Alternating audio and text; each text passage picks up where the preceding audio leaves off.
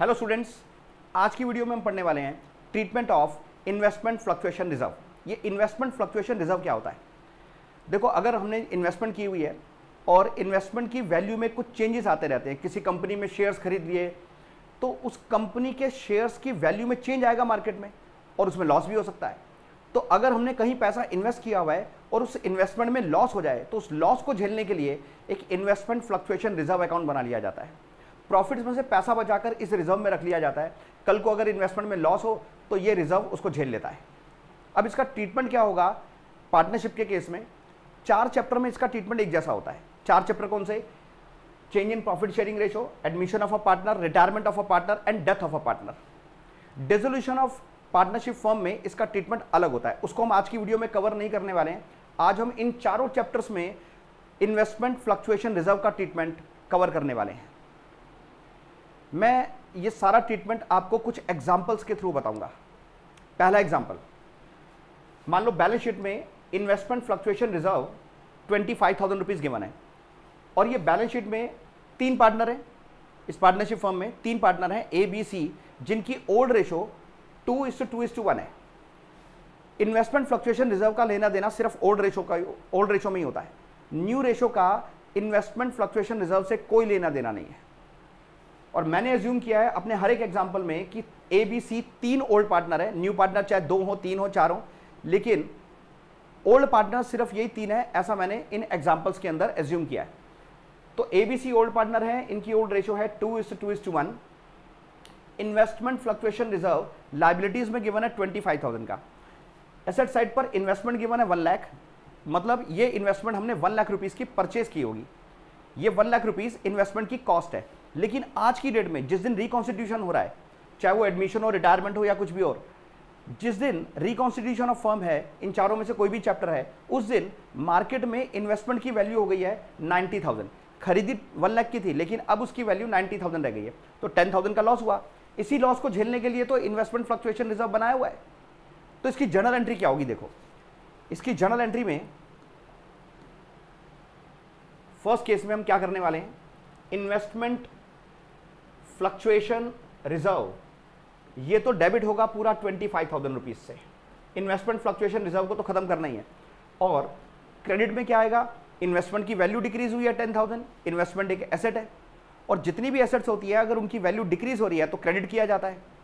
तो इसलिए इन्वेस्टमेंट को क्रेडिट करेंगे to investment account. Investment account में आ गया 10,000, इसकी वैल्यू में 10,000 का डिक्रीज आया है, जबकि इसके लॉस को झेलने के लिए हमने 25,000 का रिजर्व बनाया था। लॉस तो सिर्फ 10,000 का हुआ, तो 15,000 का रिजर्व जो बच गया उसे ओल्ड रेशो में पार्टनर्स में डिवाइड कर देंगे। और इस एग्जांपल में ओल्ड रेशो है 2:2:1 और पार्टनर्स हैं old partners A B C. तो ए बी सी में ये डिवाइड हो जाएगा to A's capital, to B's capital, to C's capital. 15,000 जो रिजर्व बच गया वो हम ओल्ड रेशो में पार्टनर्स में डिवाइड कर रहे हैं। 15,000 इंटू 2/5, 2/5, 1/5। 2/5 ए को मिलेगा 6,000, इतना ही बी को भी मिल जाएगा। सी को कितना मिलेगा? 15,000 इंटू 1/5, दैट इज 3,000। तो इस तरह से इन्वेस्टमेंट फ्लक्चुएशन रिजर्व जो लॉस को झेलने के लिए बनाया था 25,000 का बनाया था, लेकिन लॉस हुआ सिर्फ 10,000 का। 15,000 जो रिजर्व बच गया ओल्ड रेशो में डिस्ट्रीब्यूट कर दिया। अब जब न्यू बैलेंस शीट बनेगी तो उस न्यू बैलेंस शीट में इन्वेस्टमेंट कितना दिखाएंगे?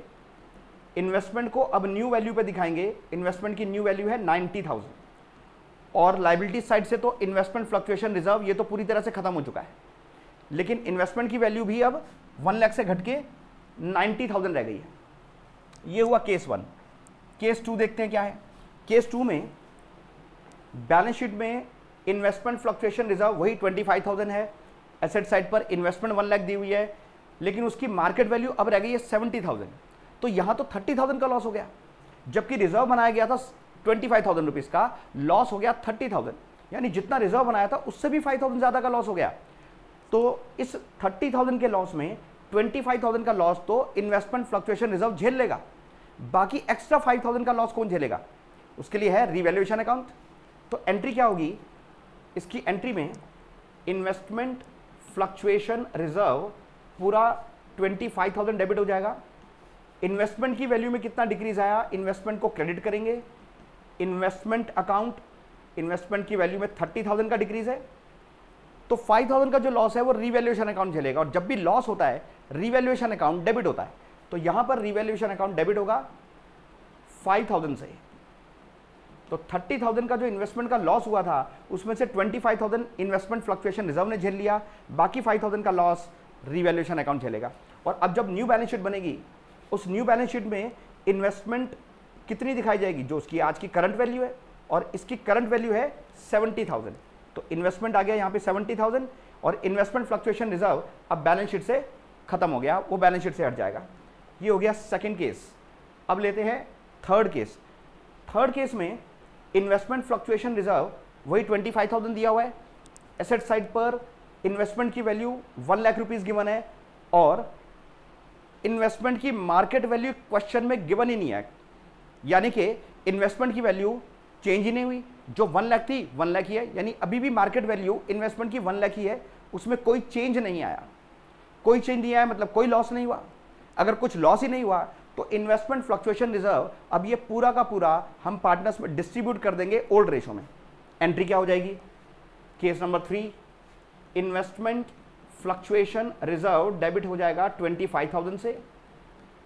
क्रेडिट में अब इसे पार्टनर्स में डिस्ट्रीब्यूट कर देंगे, एस कैपिटल, बीस कैपिटल, सीज कैपिटल। मैं यहां पर शॉर्ट फॉर्म्स लिख रहा हूं, लेकिन एग्जाम में फुल फॉर्म लिखनी है आपने।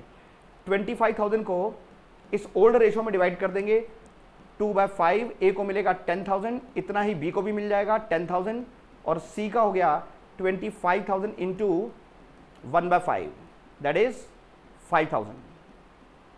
और जब न्यू बैलेंस शीट बनेगी तो उस बैलेंस शीट में इन्वेस्टमेंट फ्लक्चुएशन रिजर्व तो आएगा नहीं लायबिलिटी साइड पर, वो तो बांट दिया हमने। एसेट साइड पर इन्वेस्टमेंट कितना दिखाएंगे, जो उसकी आज की करंट वैल्यू है, मार्केट वैल्यू है, वो 1 लाख ही है, उसमें तो कुछ चेंज आया ही नहीं था, तो इन्वेस्टमेंट 1 लाख ही दिखाई जाएगी। थर्ड केस हो गया। अब लेते हैं केस नंबर 4। केस नंबर 4 में इन्वेस्टमेंट की वैल्यू 1 लाख से बढ़कर 1,20,000 हो गई है, तो इस बार लॉस हुआ ही नहीं, लॉस की जगह प्रॉफिट हो गया। तो इन्वेस्टमेंट फ्लक्चुएशन रिजर्व ये पूरा पार्टनर्स में डिवाइड कर देंगे, पूरा का पूरा 25,000 ओल्ड रेशो में पार्टनर्स में डिवाइड हो जाएगा। और ये जो रिवैल्यूएशन में ये जो इन्वेस्टमेंट के अंदर प्रॉफिट हुआ है 20,000 का, ये रिवैल्यूएशन अकाउंट में जाएगा। तो चलो पहले तो इन्वेस्टमेंट फ्लक्चुएशन रिजर्व ये पूरा पार्टनर्स में डिस्ट्रीब्यूट कर दे। एक एंट्री तो ये हो जाएगी, इन्वेस्टमेंट फ्लक्चुएशन रिजर्व 25,000 डिवाइड हो जाएगा ओल्ड रेशो में, to A's capital, to B's capital, to C's capital. 25,000 को डिवाइड कर देंगे, 25,000 इंटू 2/5, 10,000 मिला ए को, इतना ही बी को, और सी को हो जाएगा 5,000। 25,000 का इन्वेस्टमेंट फ्लक्चुएशन रिजर्व पार्टनर्स में ओल्ड रेशो में डिस्ट्रीब्यूट कर दिया, क्योंकि लॉस हुआ ही नहीं, लेकिन प्रॉफिट भी तो हुआ ही है। तो प्रॉफिट का क्या करेंगे, प्रॉफिट के लिए रिवैल्यूएशन अकाउंट है। देखो इन्वेस्टमेंट फ्लक्चुएशन रिजर्व इन्वेस्टमेंट में होने वाले लॉस के लिए बनाया जाता है, इसका प्रॉफिट से कोई लेना देना नहीं है। अगर प्रॉफिट हो रहा है तो पहले तो रिजर्व ये वाला पूरा का पूरा पार्टनर्स में डिस्ट्रीब्यूट कर दो, और जो प्रॉफिट हुआ है वो रिवैल्यूएशन अकाउंट में जाएगा। प्रॉफिट का इन्वेस्टमेंट फ्लक्चुएशन रिजर्व से कोई लेना देना नहीं है, ये तो लॉस के लिए बनाया गया है। तो प्रॉफिट हुआ है तो उसकी एंट्री क्या होगी, अच्छा प्रॉफिट हुआ है, इन्वेस्टमेंट की वैल्यू इंक्रीज हो गई है, इन्वेस्टमेंट एक एसेट है, और जब एसेट इंक्रीज होती है तो डेबिट होती है, इसलिए इन्वेस्टमेंट अकाउंट अब डेबिट होगा। इन्वेस्टमेंट कितने से डेबिट होगा, जितनी वैल्यू इसकी बढ़ गई है।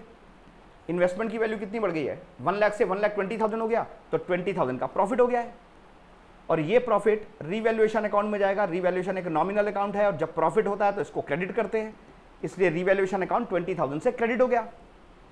जब आपको लॉन्ग क्वेश्चन आता है तो इस रिवैल्यूएशन की और भी उसमें एंट्रीज हो सकती हैं, तो ये वाला रिवैल्यूएशन का प्रॉफिट, और अगर क्वेश्चन में और भी रिवैल्यूएशन की एंट्रीज हैं तो वो सब कंबाइन करके फाइनली रिवैल्यूएशन का प्रॉफिट या लॉस पार्टनर्स में डिस्ट्रीब्यूट किया जाएगा।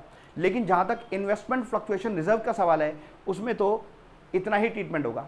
अब जब न्यू बैलेंस शीट बनेगी, उस बैलेंस शीट में क्या शो करेंगे, इस बैलेंस शीट के अंदर हम इन्वेस्टमेंट तो एसेट साइड पर उसकी करंट वैल्यू पे दिखाएंगे।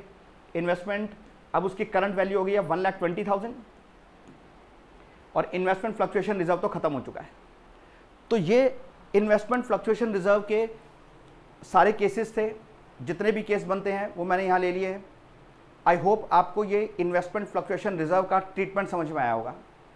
अगर आपको ये वीडियो अच्छी लगी है तो आप इस वीडियो को शेयर करें, लाइक करें, इस पर कमेंट करें, और चैनल को सब्सक्राइब करें। अगर आपको लगता है कि किसी और टॉपिक पर भी वीडियो मुझे बनानी चाहिए तो आप मुझे कमेंट सेक्शन में बताएं, मैं उस पर वीडियो ज़रूर बनाऊंगा। आज की वीडियो में इतना ही, बाय।